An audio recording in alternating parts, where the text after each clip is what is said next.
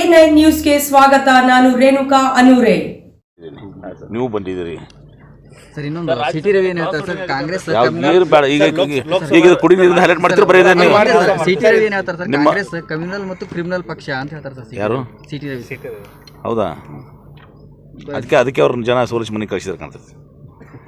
ಲೋಕಸಭಾ ಚುನಾವಣೆ ಮುಗಿದ್ಮೇಲೆ ಕಾಂಗ್ರೆಸ್ ಪಕ್ಷ ಪತನ ಆಗುತ್ತೆ ಅಂತ ಶೋಭಾ ಕರಂದ್ಲಾಜೆ. ಯಾರು? ಶೋಭಾ ಕರಂದ್ಲಾಜೆ. ಶೋಭಕ್ಕ ಅದೇ ಇದರಲ್ಲಿ ಇರಲಿ.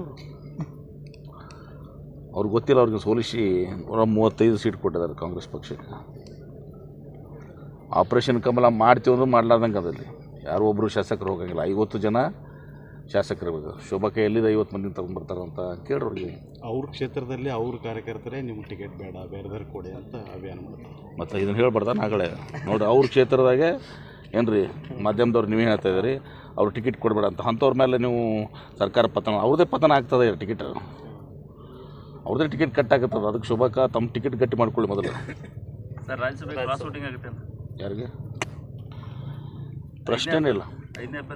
ಯಾರಿದ್ರು ಏನಾಯ್ತು? ನಮ್ಮದು ಸೀಟು ಎಲ್ಲ ಸೀಟ್ಗಳು ಗೆಲ್ತೀವಿ. ನಮಗೆ ಸರ್ಪ್ಲಸ್ಸು ಅದಾವೆ, ಎಲ್ಲ ಪ್ರಶ್ನೆನೇ ಇಲ್ಲ.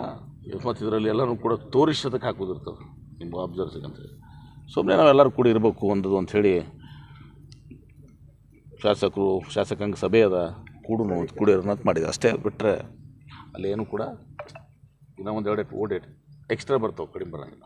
JDS-ನಿಂದ ಆಗ್ತದೆ ಅನ್ನೋದಾದ್ರೆ ಕನಕೂರು ಶಾಸಕ ಅವರು ಈ ಕಡೆ ಕಾಂಗ್ರೆಸ್ಗೆ ಆಗ್ತಾರೆ. ನೋಡೋಣ ಅದನ್ನ ಏನಾಗ್ತದೆ. ಮತ್ತು ಕಷ್ಟ ಇರ್ತದೆ. ಯಾಕಂದ್ರೆ ಏನಾಗ್ತದೆ, ಇಂಡಿಪೆಂಡೆನ್ಸ್ ಒಂದು ಹೊರತುಪಡಿಸಿದ್ರೆ ಯಾರು ಡಿಸ್ಕ್ವಾಲಿಫೈ ಮಾಡ್ಕೊಳಕ್ಕೆ ಹೋಗ್ತಾರೆ ರೀ? ತಮ್ಮ ಶಾಸಕ ತಾನು ಡಿಸ್ಕ್ವಾಲಿಫೈ ಆಗ್ತಾರೆ ಕ್ರಾಸ್ ವೋಟಿಂಗ್ ಮಾಡಿದ್ರೆ. ಕ್ರಾಸ್ ವೋಟಿಂಗ್ ಮಾಡಿ ಏನಾರು ಅಡ್ಡ ಮತದಾನ ಮಾಡಿದ್ರೆ ಅನರ್ಹ ಆಗ್ತಾರೆ. ಅನರ್ಹ ಹೋಗಿ ಇಲೆಕ್ಷನ್ಗೆ ಹೋಗ್ತಾರೆ. ಯಾರೇ ಭಾಳ ಅದಕ್ಕೆ ತಾಕತ್ತು ಬೇಕು. ನಿರಂತರ ಸುದ್ದಿಗಳಿಗಾಗಿ ನೋಡ್ತಾ ಇರಿ A9 ನ್ಯೂಸ್.